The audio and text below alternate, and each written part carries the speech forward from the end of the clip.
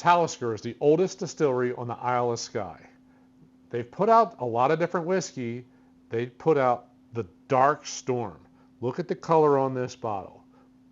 They heavily charge these barrels, and we're going to let you know what we think of that char impact on this whiskey. Stay tuned. Welcome back to Exploring Whiskey. Tonight we got a great scotch here. Well, hopefully it is. Hopefully it's great. Yeah. The Talisker Dark Storm. This is a travel exclusive. Hence the size. Flying back from Cabo San Lucas, Mexico, and stopped in their duty free, and they had an okay, so it wasn't great. Let's put it that way. It was not a great selection of whiskeys. Well, Jameson. A lot of tequilas. Oh, okay. But not a great selection of whiskeys. But for the travel exclusive, they had 2 Taliskers available. I like this one because it was a liter. So sold. I was like, okay, a liter. So you are only going to technically be able to get this in like duty-free shops, things like that around the world. Nice. Yeah. Look at that color, That is man. dark. No color added, non-chill filtered. That is all barrel. That's impressive for a scotch. And we've got their signature proof, apparently. I think we reviewed the Talisker 10 at some point. So apparently 91.6 is like their thing. Almost all their whiskeys are that proof. So nothing underneath it? Oh. That's cool. Yeah. I don't mind the fact that they're staying over 90. You know what you're getting. Yeah. Or at least. Ooh, real cork. Nice pop. I mean, I really didn't know too much about it other than, again, about $100 and then it was a liter. So I wasn't originally going to buy anything, but my wife decided to buy some kind of perfume, and I was just like, well, if you're buying something, I'm going to buy something. Deal. And I don't want perfume. So. Or tequila. Or tequila. Yeah, I don't need to go down that path. Oh my goodness. No way he would convince color. me that was Scotch. I agree. I mean, if you would have said that's a young bourbon, I'd be like, yeah, okay. Talisker is the first distillery on the Isle of Skye. So this is not Islay.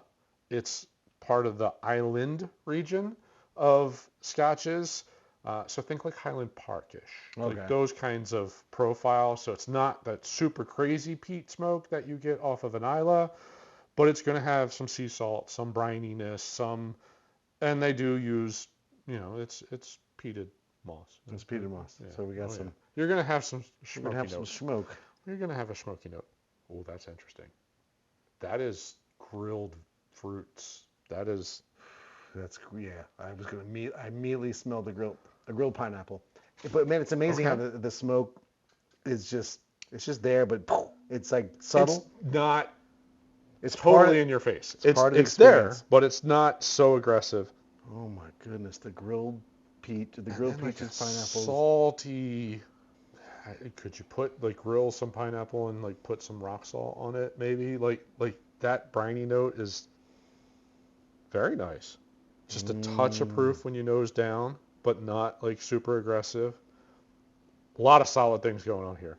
Salivating, drooling off of this. Some citrus, maybe a little citrus squeeze. I'm not against that. There's definitely a lime zest. No, lemon zest. Yeah, a lemon zest. A lemon zest. Ooh, okay. Dude, go drooling. On. Yeah. It starts from the way back. Nose is nicer than the palate. The nose is more nuanced than the palate. The palate is, I get a little briny. I get a little almost ashy on the peat note, but it's not blowing me up. There's a medicinal going on. Yep. It's like I want that fruit to come through a bit more. I want the fruit to come through. I want some of the more nuanced things that I'm getting off the nose to come through, and it's not quite there.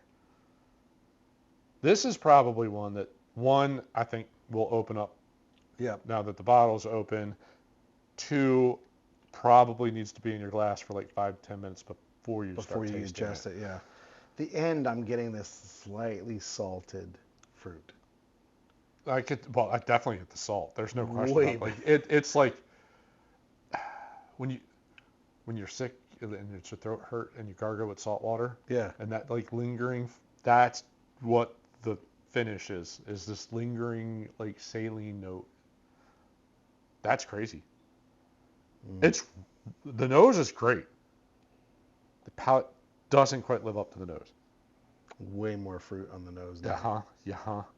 After that sip, it's like it's. But again, still salty. I just get like this tangerine note. Like Still this. drooling though. The nose just makes me drool. The nose makes me want to go in so hard. I get this like nectarine, this like soft orange fruit. Those cuties. Like barrel char. Not peat char, like barrel, you know. Why? That's odd. I mean, it's obviously finished in a heavily charred barrel. But they don't really tell you what. I know the regular Talisker Storm, like the regular Storm, uses ex-bourbon. I couldn't tell you what, they don't say what they actually used in this one. I'm sure it's bourbon, right? Come on. Bourbon, could be sherry. I mean, Oh, Scotch true. does some things, so they can kind of. They just torch the shit out of it. Yes, they did. Yeah. When it is charred. Sprayed it off once, got some of the chunk over there, and like, let's fill it up. They charred that up real harsh. The nose is so much better than the palate right now. Yeah. I keep getting things that make me want to go back into it. Which is almost, there's a saltwater taffy like kind of finish to this that is like, it could be so good. Yeah. But the mid palate just misses. It's zigging when it should have zagged or something. I don't know. I love the citrus note I'm getting. I love the fruit note that it's like I want to get more out of it. Yeah. Yep. Because it's there. It's like this tangerine, this pineapple-y, like this tropical. All grilled and charred up and little salt sprinkled on top. I want a piece of mahi. I want this would be something. Yeah, you could pair this with food. Oh, I could see this like with a mango salsa on top of fish, and this. Even just ripping this with some chips. Yeah, I could do it. Let's throw some water. See if it pulls some of that fruity note out. Come on. Again, I've got good hopes. I'm thinking this is going to open up well. I just think Islas tend to need a little more. Not Isla, but. Like a smoky scotch just needs to have a little bit more air to it. I do think it's so cool how the brine does punch the peat back. It just punches it right back and says, no, I'm the star here. I'm salty. Yeah. Oh, God. That smells so good. If it tasted like it smelled, this would probably be an 8. Like, you know what I mean? Like the nose is so amazing.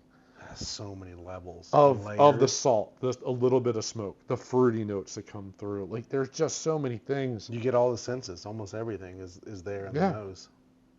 And then like you said, from the first nose, every nose I do, I get this drooling on the back of my tongue, and it just makes me want like, are you gonna drink? Because if not, you're gonna drool a little bit out of your tongue. It's gonna happen. God, but I want that fruit note to just come through.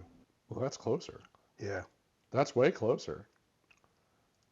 That's odd. I got like a dark fruit note, not a citrus fruit note. Still a light, salty like finish to it. That palate is significantly better with the water. I think so too. Oh, and there's the salty sweetness at the very end. Dude, if that's not saltwater taffy, like that is exactly what I'm thinking of, a saltwater taffy. Mm-hmm. If they did like a dark cherry saltwater taffy, it's in that ballpark. That's really good with water. Yeah, I like it. The nose hits everything that I liked about it neat. Nose didn't change all that much. No. But the palate really lets some of the magic of the fruit shine through. It could be that char too, that heavy char. There's a little bit of a sweet wood note. I don't get like, I don't know. Brown sugars and caramels, like what you should from a charred right, barrel. Yeah. I'm missing that. Yeah, no.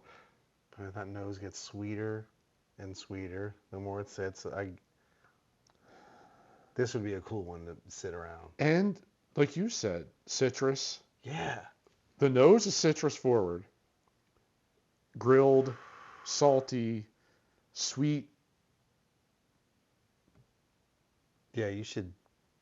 We should do a little pour, neat pour with 3 or 4 drops of water. Just let it sit for. See what magic that does.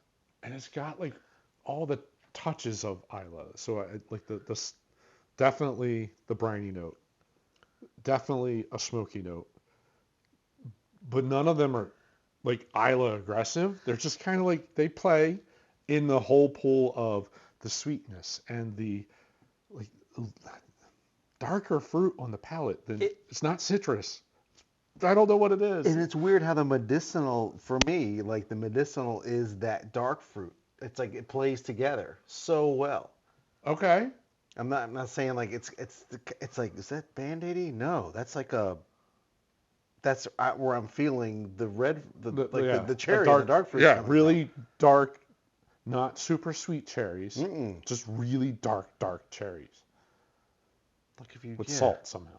I don't barrel aged some cherries in salt. Oh, all right. So we're gonna score this guy. I almost want to score it on the potential because I think this is going to turn into something even better. The nose is great. It hits a lot of notes of what I want from that smoky Scotch world. If you don't like a smoky or briny Scotch, this isn't for you by any means. You're not going to enjoy any of this. You got to go. You got to be able to drink and go beyond those notes. If you can, if you're okay with that world, or if you like Islas and you want to get something with some complexity underneath it, this is great. Nose is awesome. With water, palate really shows potential to me. I'm kind of leaning like in the 7.4. Ooh. I really like this. I really enjoy this, and I think it's going to get better. Yeah. And that's I'm weighing that a little bit in. All right, it's a travel exclusive, so you got to be going international to be able to pull this off. The leader is kind of cool. Yeah. It is pricey, but honestly, weirdly, I don't think duty free is all that cheap. Like, you're not saving a lot of money buying stuff from duty free. Like, I've seen, how many times have you seen pictures of like Blanton's for $170 or something? Because so $159. Yeah. So it's not a cheap bottle, but I really think this is going to turn into something really, really solid. So yeah, I'm going 7.4. I was approaching in my brain a 7. I'm like right a little bit underneath. I'm like right around the 6.9. I'm gonna give it a 6.9. Okay. It's almost into that, but I think your palate for Scotch is a bit better than mine. But I don't know about all that. It's I also put into play, like, how many times am I going to go into my bar and go right to this bottle? It's going to happen. Yeah. I don't know. It's going to happen. I'm thinking I like the idea of food. I like the idea of it maturing, as you said. I think with a grilled something, a grilled fish, a grilled steak with this, I think there's a lot of really good things. Or grilled fruit. Like you said, I think it's going to make it sweeter. I don't know. Okay. Yeah. I'm going to say there. I'm going to say 6.9. It's approaching that 7 mark, which is pretty stellar for, I think, our scorings. Yeah. I would agree. I still want to say our highest score between the two of us, I think, is an 8.2 or an 8.3. And that was, I believe, the Stag Junior. Okay. That was, okay. So that's our highest score ever that we've given out. So I mean, a 6.9 or a 7.4 is a really good score. That was part of the Whiskey Advent calendar, right? Yep. I wonder, what is our highest score outside of that? Like outside of that, I'm not sure. Score, so. I do want to say we've got to an 8. I want to say an 8 or an 8.1, but I think the Stag Junior, which is just Stag, was our highest score ever. Eric's score is really. It was like a 3-9. Eric overscores everything. So he did a 12 too. Yeah. No points. He just did That's a 12. Right. 10-point scale, 12. If you like this review of the Talisker Dark Storm, if you like reviews of travel exclusive bottles or anything else that we can get our hands on, this is what we do. We put out 2 episodes-ish every week, and we give our honest opinion of what we like, what we don't like, what we think about different whiskeys, cocktails, whatever. We would very much appreciate you liking this video. It helps us share it across the YouTube universe, and helps us grow our audience, and we're trying to grow. All the algorithms. Yeah, if you stumbled upon us for the first time, like you said, we review everything. Travel exclusives, the rare breed as well. Yeah, yes we do. I was in Germany. Some of Jack's exclusives as well. But yeah, we love the whiskey. We love giving honest reviews, and yeah, not many people do Scotch. There's not many people that review Scotch do all and whiskeys. Irish. They do all whiskeys. Yeah, we appreciate it all. Yeah. There's a lot of bourbons. There's some rye or American bourbon and rye. There's Scotch onlys. There's Irish onlys. There's not a lot of people that will drink a little bit of all of it.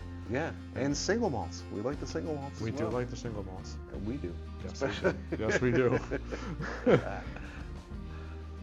So, on that note, thank you very much for watching. See you in the next episode. Cheers. Cheers.